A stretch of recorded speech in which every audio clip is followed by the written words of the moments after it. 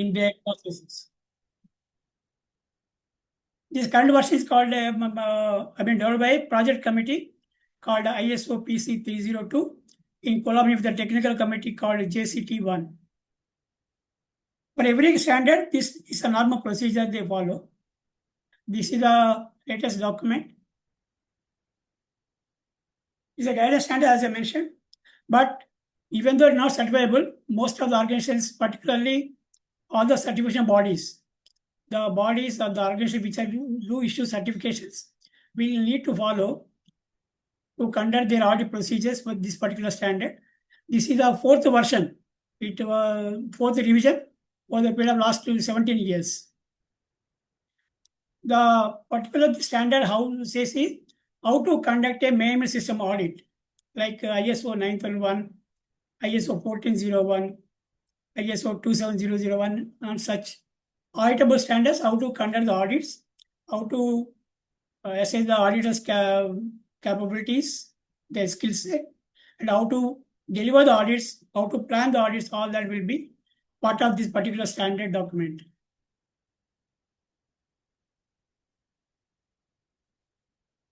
It is this document is very useful for the company to implement their audit program. For example, a company want to develop their internal audit process, internal audit procedure or policy. This document will be help them to design their own internal audit policy or the procedure, how to conduct internal audit, how to develop or get the audit certified by certificate bodies. All that will be covered in this particular standard, which is almost 95 pages document. Implementing this audit standard best practice based on the international councils, because any ISO standards is developed by contribution from the various experts and the subject matter experts from the respective domains. So that is the advantage of an ISO standard. That's why it became a internationally acceptable standards. It will demonstrate credibility when somebody develop their internal audit process based on the ISO 19011. That gives assurance to the stakeholder that this particular procedure has been developed on a best practices with very credibility.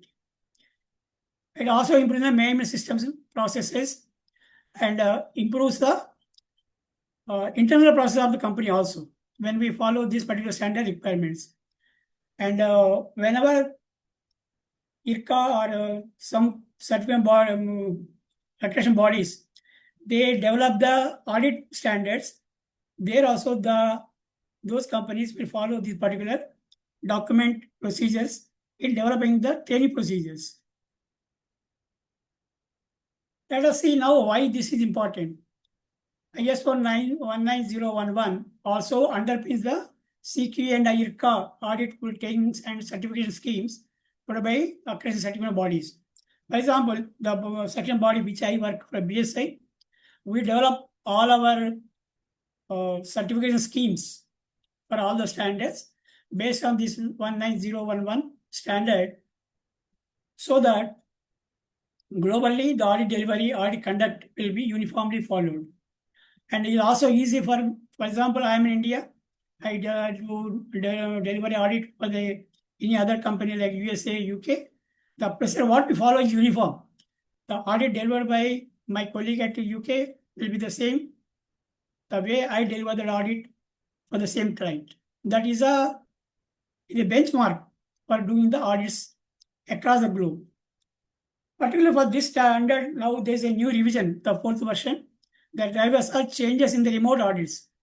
Post-COVID, a lot of companies were following the remote audits or hybrid audits. So what are the specific requirements for the remote audits? The hybrid audits have been imbibed in this new version. The way world also going a lot of digital transformation, cyber security concerns, and integrated management systems and risk procedures. All these have been triggered to revise this particular document. And the ISO declared this as a technical revision, not a procedural revision.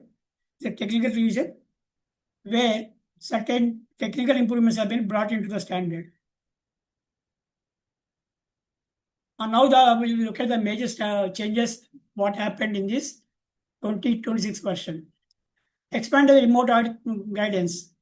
When a audit firm conduct a remote audit, how that particular audit has to be delivered, what are the precautions to be taken, what is ICT level controls to be adopted, and how the people from both the sides has to behave.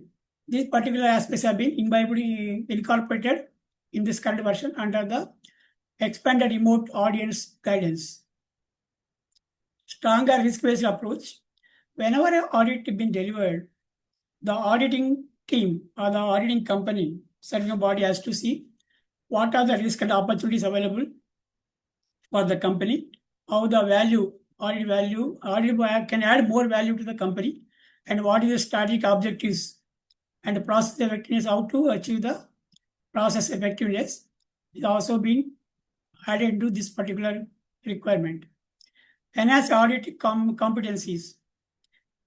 Now, because we are doing the remote audits or the type of remote hybrid audits, what are the extra capabilities, knowledge need to be possessed by the audit team? When we go to on-site, it's a different thing. But when you're doing remotely, what are the extra precautions, what are capabilities, what are skills, communication skills to be developed by the auditors has been added under this section. Integrated management system audits. Integrated management means there are certain standards which can be audited together. For example, QMS, that is ISO 9001, ISO 14001, ISO 45001. These three can be delivered as a combined audit, as an integrated audit. Normally, companies have the liberty to develop their entire management documentation for all these three standards together as a one document. The same way, sometimes we also deliver ISO 9001 and ISO 27001 also combinedly. So there are certain standards which have some similarities among them. So those audits can be delivered by the audit firms, certain bodies as a integrated management system audits. Technology and digital evidences. When we deliver audits remotely, how to verify that digital evidences for the technology platforms. That is what is the cloud documentation requirement, how to share the screens, what is the digital evidences to validate, how to validate that, how to arrive at conclusion that this particular document is verifiable document. So with the new technologies, new AI tools, how to verify these digital evidence has been incorporated in this new version. Now, audit program management means normally certain bodies do before the audit starts with the client. There's a lot of preparing to be done. How to do the plan, how to develop the audit team. Could be a remote audit or an on-site audit. All this will be called a program management. So before the commencement of actual audit at the client side, how to improve the program management capabilities, how to make the so that audit will be delivered perfectly. So these are 6 areas. There were revisions in this particular standard of this year.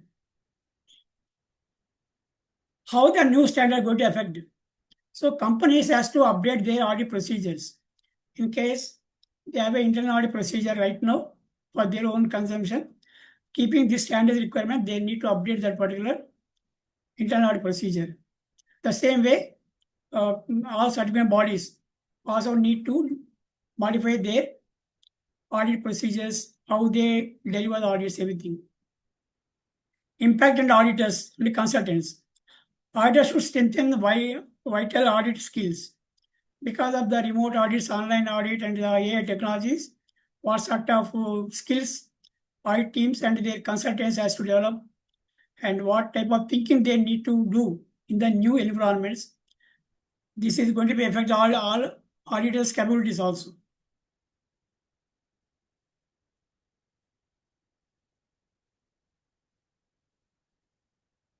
These are the main chapters in the new standard, and particularly the unnecessary AI completely revised in this version, where the earlier we discussed 6 various major improvements or major changes. Those changes have been incorporated in the Annexure A for the benefit of the auditors, how to conduct the audit with effectiveness and accuracy. Now let us see some internationally accepted definitions given by this document. This ISO defines audit as a systematic, independent, and documented process for obtaining the objective evidence and evaluating it objectively to determine the extent to which the audit criteria have been fulfilled.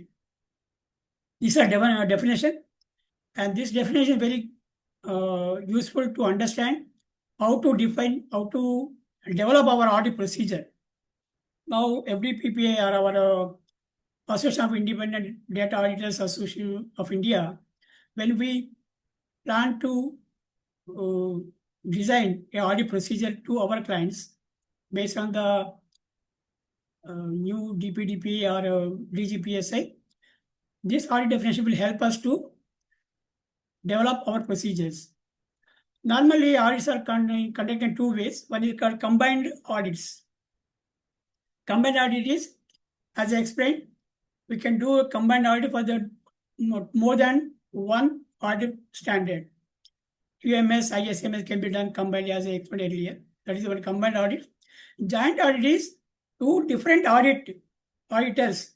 For example, in India, SEBI auditors and RBI auditor can come to a company together so that the burden of repeat audit will be reduced. So normally, ISO also suggests to have joint audits and combined audits to reduce the burden on the client, audit burden on the clients. This is normally practiced. And in BSI, we also develop a lot of combined audits to our clients.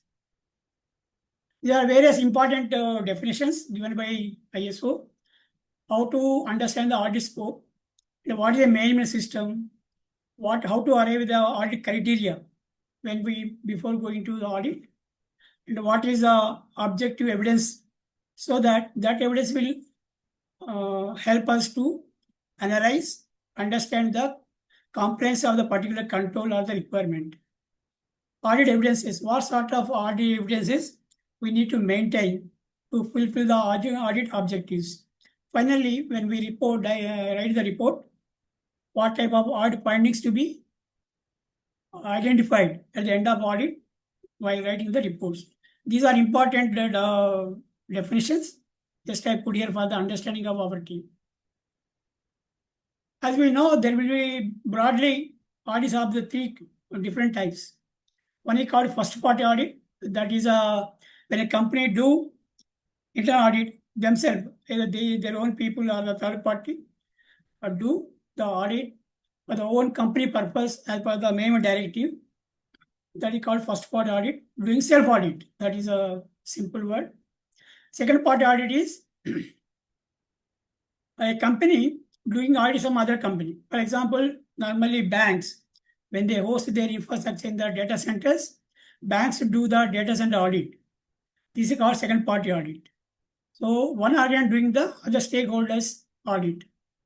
Third party audits are called all certifying bodies and the regulators, statutory authorities, whatever they do the audit to meet statutory requirements or certificate purpose. That is called third party audits. Now, this is a very fundamental base of the audit profession. An auditor has need to follow these principles of auditing, and these are globally accepted principles. Auditor need to be integrity, need to demonstrate the integrity, and while doing the audit or the report presentation, there's a fair amount of presentation should be given to the client so that the client have the trust in the audit procedure. Due professional care has to be taken, and the auditors are bound by the due diligence or the what we call ethics. So every auditor need to demonstrate due professional care while delivering the audit. And the auditors, as we know, we need to maintain total confidentiality about the information auditor come across, because they are temporarily, auditor will be exposed to a lot of information by the organizations they do audit. So audit profession demands the maintenance of the confidentiality, and audit should be independence, and it should be totally evidence-based and risk-based approaches to be followed by the audit teams. These are the 7 key principles of audit profession.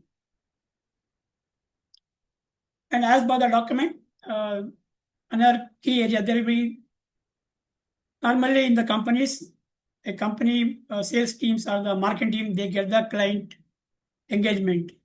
So after that, how to develop the entire audit procedure, audit program start to end is done by another team called audit program management team.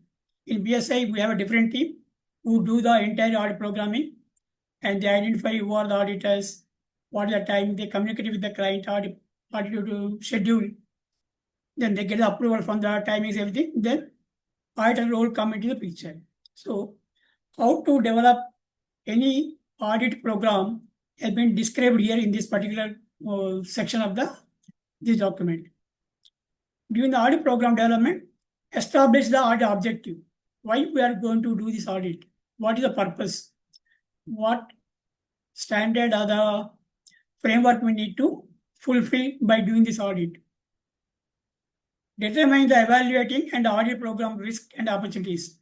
While doing, what are the risk and opportunities audit team going to face it? What best we can do and what best we can give to our client. And establishing the audit program is planning how many days, on what day, where to do it. If it's a multi-site audit, on what day, where to do it. All the audit program and auditors location-wise and function-wise will be developed during this period of the establishing the audit program. Implementing the audit program is, once the audit program team develop the schedule, they share with the audit and get the approval from the client, so that the client also will be ready to undergo the audit. Monitoring the audit program. So in any company, normally certification bodies, there will be a separate team who do the monitoring. Monitoring means when a audit program developed in number of days, number of sites, number of functions to be audited, that will be vetted by a senior person to see that the program is perfectly done by the programming team. So that is a monitoring part 1. Part 2 is during and at the end of the audit, how the audit been conducted, what is the end result of audit, whether audit been successfully delivered to the auditing company. All that aspect will be monitored by another separate team, which is where we do the monitoring. That is a separate team in the CBs. Their function is to take the reports, talk to the client separately, understand the customer client's feedback about the audit they conducted by the audit team. Finally, reviewing and improving the audit program. So based on the monitoring part, every company, every CB will take steps to improve the audit program. So whatever the learning will be done in one particular audit, that will incorporate in our program management, and we revise that improved program to the next audit onwards. Now the second phase is, as I told, this is the third phase in what we follow in a certification body. One is marketing team or sales team getting the client onboarding. After that, another team will do the planning and programming. Once the planning and programming is completed and the client is confirmed that plan is okay, then audit team will do the audit as per the plan agreed by the client. In this, there are 6 different stages. These are the how to initiate, preparing the audit program activities, conducting the audit on-site or remotely, preparing and distributing the audit report, completing the audit, and conducting the audit follow-up. These are the various stages.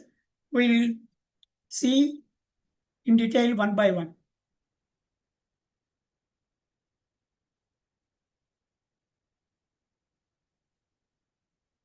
Define the audit objective, scope and criteria. Normally, when we auditor in any audit, if it's a more number of days audit, there will be more than one auditor will be assigned to deliver the audit. In that case, one of the auditor will be a team leader and other member will be audit team members. In a 10 days audit, we normally involve one team leader and 2-3 auditors, depending upon availability and the capability requirement and the nature of the company also. So the team leader need to define the objective by for what standard the audit be conducted and what is the client defined scope, agreed scope by the client. Within the scope, what are the various functions and against which standard, which controls to be verified. So this part of the audit has to be developed and conveyed to the client by the team leader. Determine the feasibility in terms of conducting on-site audit and number of days and time, different seasons and traveling and accommodation. All this will be need to be discussed by the team leader with the client and need to be informed by the team leader to other team members. Select the audit team. So the audit team will be decided during the audit program. And within that, if I am the audit leader, team leader, I come to know what other members going to support me. Within that also, I need to understand my colleagues, what is their capability. Normally, what I find is one of my colleagues came with a background from the banking. Another colleague came from the telecom. So depending upon their knowledge and experience, I will divide the functions to be audited in the audit company and assign to them and prepare the plan and share with my colleagues also. And also discuss with them before the audit start how to go about. If somebody has some inconvenience or some improvement they suggested, we'll incorporate in the audit program and establish a contact with the auditing. So we'll convey before we go to site or connect remotely. We get a total confirmation and readiness from the client. These are mostly the role of the team leader in an audit program. Preparing the audit activities. Normally, any audit is based on the evidences, records, and documentation. So some of the audit, sometimes we'll go through the documents in advance, or at the first step of the audit, we go through entire documentation of the particular standard. Then develop audit plan. This already been developed by and shared with the client. Assign the work team members. This I explained to. Whenever there are more than one auditor, the team leader will assign the work to other members depending upon their number of days marked and their experience and background and particular teams, client's requirement and client availability. And prepare the checklist or sampling plan. Normally, BSI, we don't follow any checklist. We totally follow the standard requirement. When I do ISO 27001, we verify all the clauses and the applicable controls as per the SOE. There is every standard has its own way of doing it, and we normally don't go with a checklist. We verify, and management system, ISO management systems expect to follow the respective standards requirement. And sometimes management also want to verify whether our audit how far going to meet the local regulators requirements. That part also we will cover to the extent possible and within the given time. Conducting on-site remote audit. Depending upon the audit nature, and in every audit, we need to conduct an opening meeting. The opening meeting is essential for the reason that in the organizations, people will change. Even though standard is same, people will change. Sometimes the person interacting with the audit leader also changes. So keeping the changes and the people who are going to face audit, they should know what is going to happen in the coming days during the audit. That's why when we conduct every meeting, every audit, we must conduct opening meeting, explain to the audit participants how the audit will go and clarify before audit commencement If they have any doubt, any clarification they require, we need to clarify them by conducting opening meeting. And one more important thing is, in a opening meeting, what we do is, we declare our independence so that nobody's influence will be considered during the audit conduct. Second is, we also confirm that the any information we come across during the audit will be kept confidential and does not share with anyone else except within the certified body knowledge. That like that. And what will be the audit outcome? Out of this many membership audit, what will be the outcome? What we record in the report, all that will be explained before the start of audit during the opening meeting. And we also tell what we need. For example, in ISO audits, we don't collect, we on account of BSI, we don't collect any evidence into our possession. We only verify and we discuss the shown evidence, or we ask extra evidences or a particular evidence. Then we go through that and understand and come to the conclusion. But we don't ask to share that evidence with us.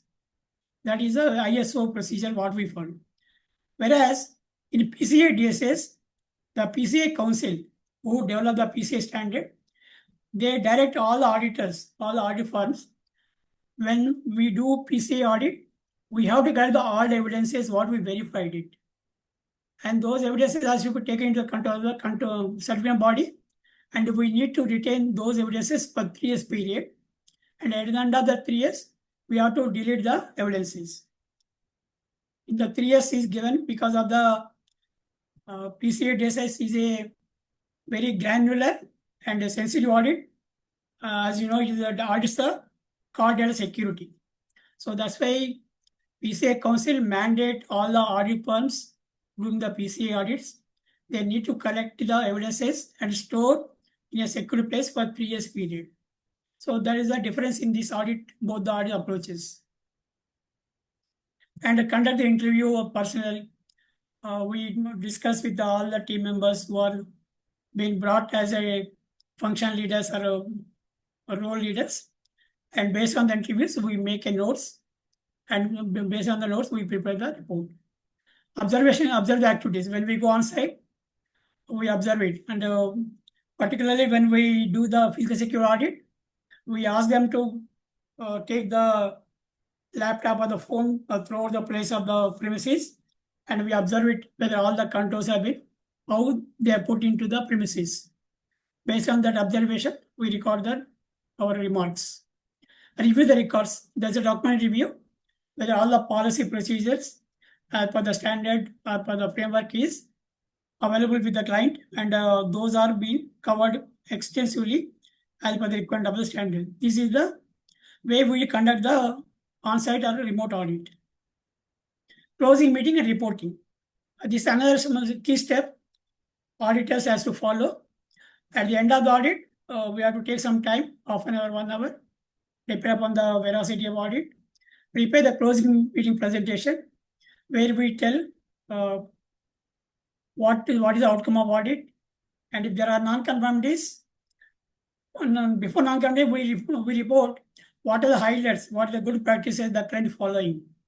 This is another requirement of this particular standard, because audit profession is not just only finding faults.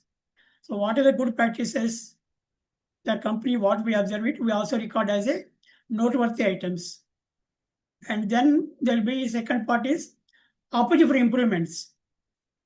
It is not a non-conformity, but the suggestion given as an opportunity for improvement will be help the company to consider, implement, so that their particular standards adoption will be improved. These are the 2 categories. Third category is minor non-conformities. Minor non-conformity is a gap.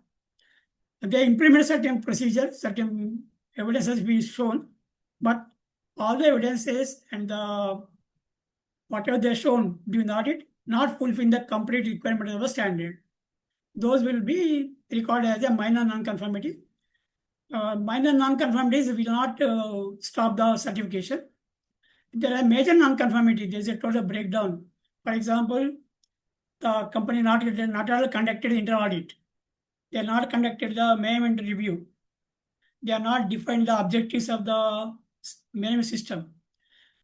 Mostly clauses, if they are not fulfilling the clauses, those will be discussed as a major non-conformities. Whenever there is a major non-conformity, we need to discuss with the management, not the middle level people. Management has to agree. So we'll explain why a particular gap has been identified as a major non-conformity and take their input. If they can get some additional evidences, we'll always consider that. And then we satisfy, we make it a minor non-conformity. Otherwise, if it is found to be major non-conformity, we stop the audit and give a month time to close this particular gap and call back the audit team again. That is a procedure followed by the certain bodies. And once we agree about the non-conformity during the closing meeting, we prepare the report and we share the report with the stakeholders. And if there are any non-conformities, the company has to take closure action, remedial action, what we call CAPA, Kite to Action program. They have to implement the program and then report to CB. Then we confirm the certification. That is a procedure. That is all of follow-up we do if there is any non-conformities in the report. And normally all the companies, all the certain bodies, they develop a scheme manual, what we call in our BSA, we call scheme manual. Every standard, there is a separate scheme manual running into around some 40-50 pages depending upon the standard length. In the scheme manual, we go through what are the risks in doing it. For example, we are going to do a ISMS audit in a chemical environment. Then what are precautions we to take it. And I want to tell one more important thing.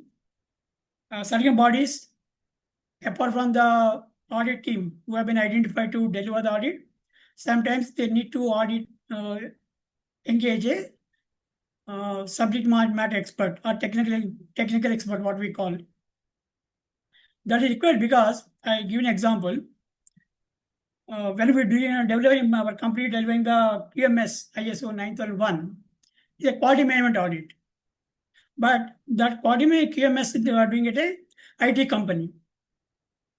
At that time, to understand the IT network and other technical jargons, our QMS audit may not be so exposed to technology. At that time, they engage technical experts who are doing the technical audit like ISMS or the AIMS. They attach as a technical expert to the QMS team. So there, what we do is we don't do entire QMS. We just there, and in case any clarification required by the client, we'll provide the clarification, or any clarification required by our audit team members, we'll tell them this is the way we have to approach or understand the particular technical matter. That's the role, but we don't develop anything other things. That is depending upon the environment of the client, we need to choose the audit team apart from the audit delivery teams. Mostly we have engineers from chemical background, we are engineers from so many areas. When we do a ISMS in a chemical company, we call them also. So this is one of the standard requirement. Depending upon the client environment, we need to choose a technical expert, involve a technical expert in the audit delivery. And focus on the significant risk of the environment. Consider the organizational context. What this company, what business they are doing it. The business understanding is very important to people. That's why in our BSI, I done most of the bank audits, insurance companies and mutual funds, life insurance companies. There are places I've been assigned it. I hardly done any audit of the any manufacturing unit. Most of the my audits were delivered in IT companies and banks and financial institutions. Like that, we have different skill set people, and all will be assigned their respective environmental related organizations. Periodize audit trials. Or how we done the audit, we have to prepare the audit notes, and the audit notes will be we put in our own system. Those notes will be there for any further review apart from the report. Evaluate the effectiveness of the controls. While doing the audit, how the evidence is what we verified, we'll go through, understand, we discuss with the respective auditors, and we'll question them, and we'll come to know whether this particular evidence is satisfying the particular requirement or not. Most of cases, they come with correct one, but whenever there is a variations, we'll again further question and require them to provide the further evidences. Now the competence of auditors.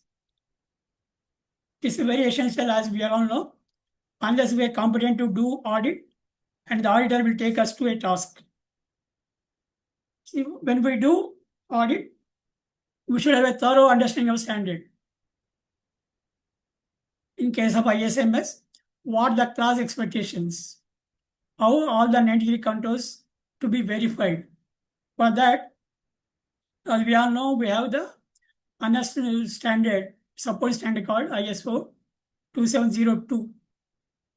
27002 is a standard where how to evaluate a particular control's effectiveness is been described there.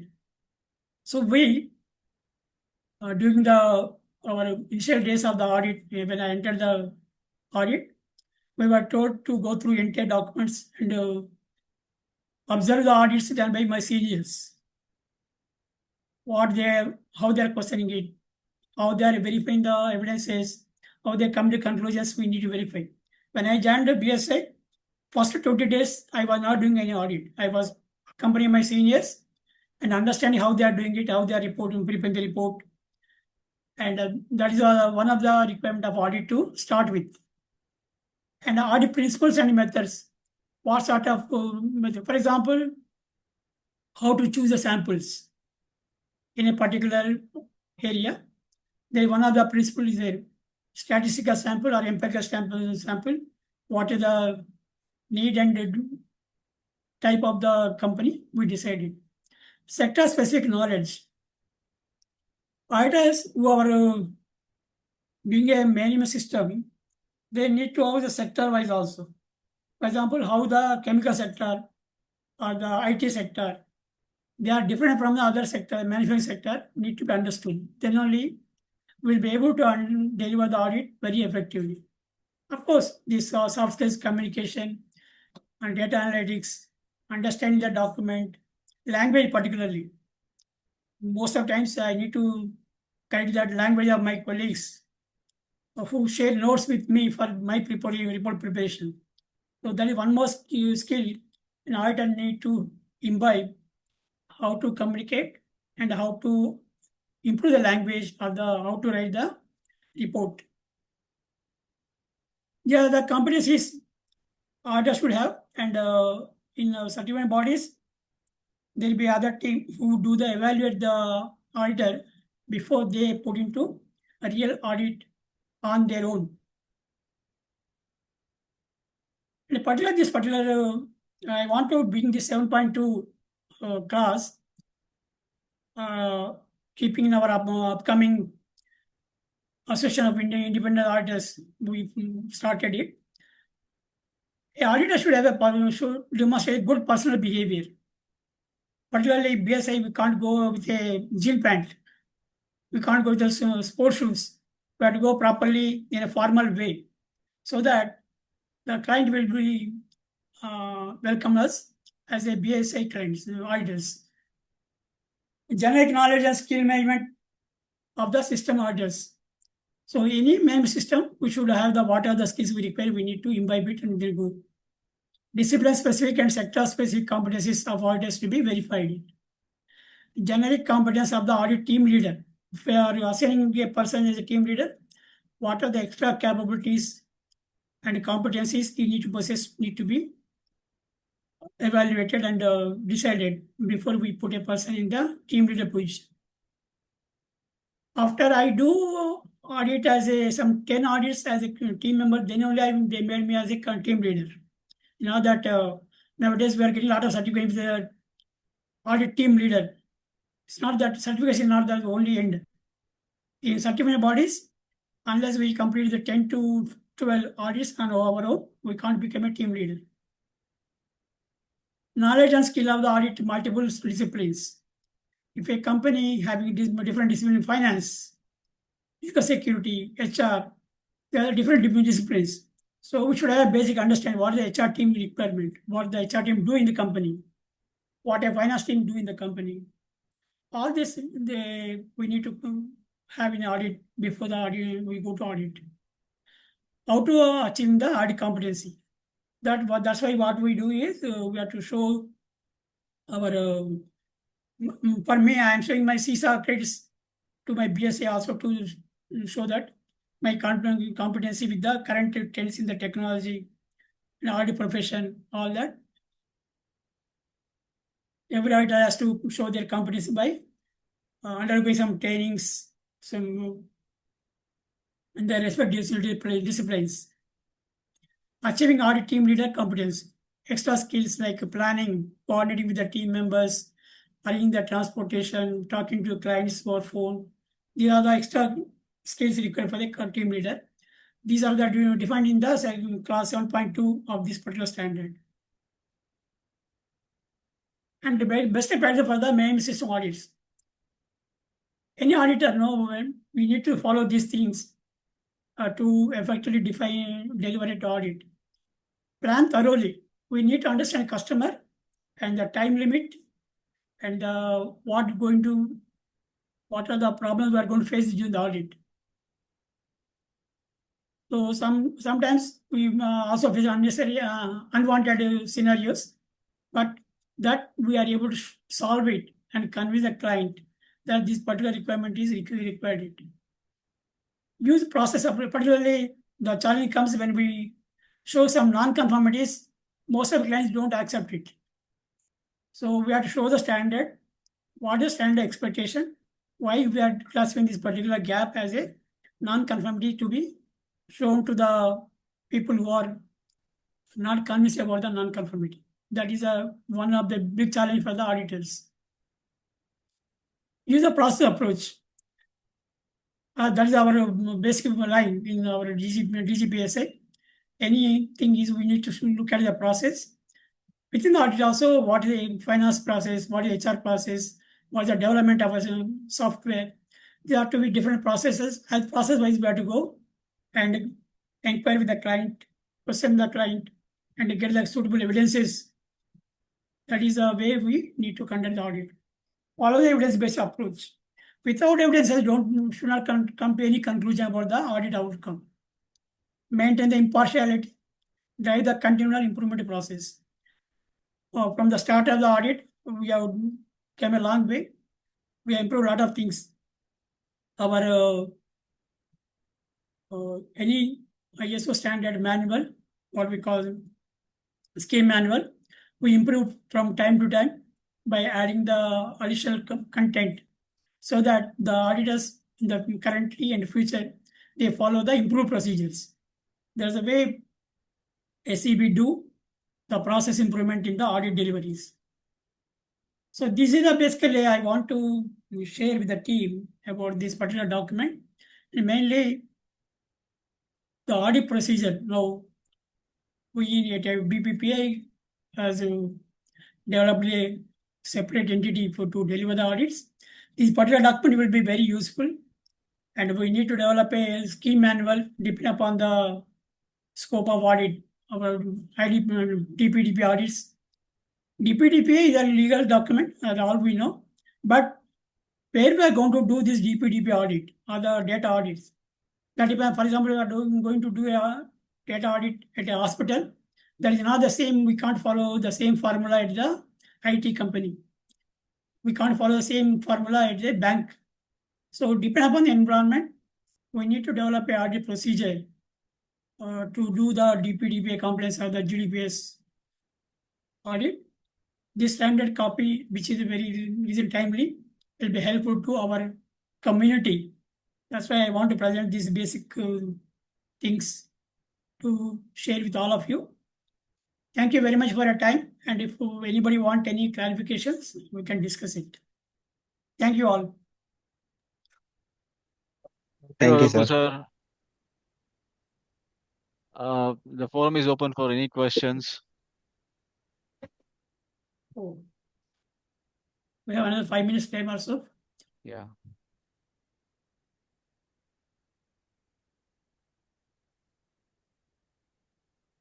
Vijayendra sir, any thoughts on the whole thing? I'm just wondering, remote audits. See, these remote audits were much needed during the COVID, which is the really tough time where these were required.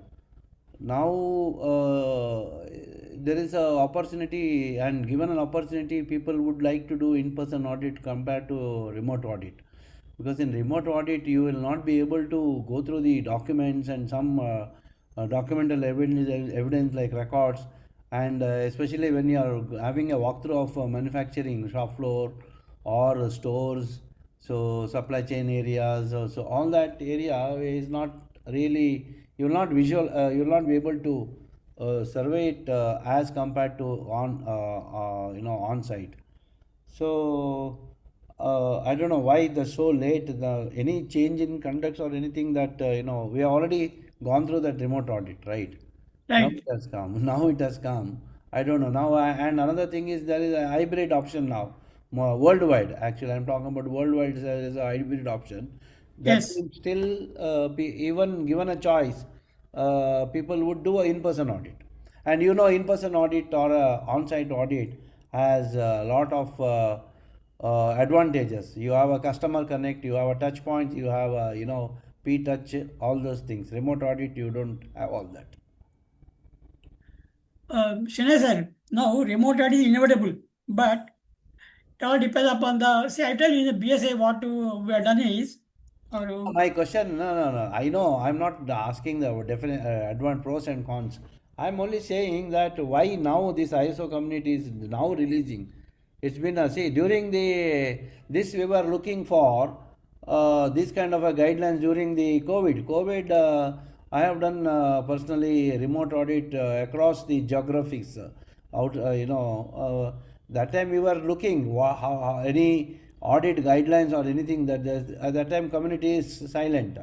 Now after so many years, now this is updated with what for I am not able to understand the objective and the purpose now. wait, Mr. Shinai sir, Hmm. see, when the COVID came onto the scene, ISO given the guidelines already. It cannot came as standard. Hmm. Remote audit guidelines were there. That's only we followed in BSA and Yes, everybody yes, followed yes. it. Yeah. So now to make this is a part of the standard, because is a remote audit going to be a reality in the future. So now they added into the standard in the fourth version. Now that ISO and IFA has not come out with any guidelines. Universally, there are guidelines are there, and we got the same guidelines. We followed it. There were limitations. There were limitations. With the limitation, we have to continue the profession. No? Hmm. That's why it was already there. Now, this standard has not done anything new. It's only become a one consolidated document. Hmm. The earlier guidelines only been incorporated here in a proper form and shape. That is the difference. Okay, okay, got it. Thank you. Any other questions from any audience or any other views?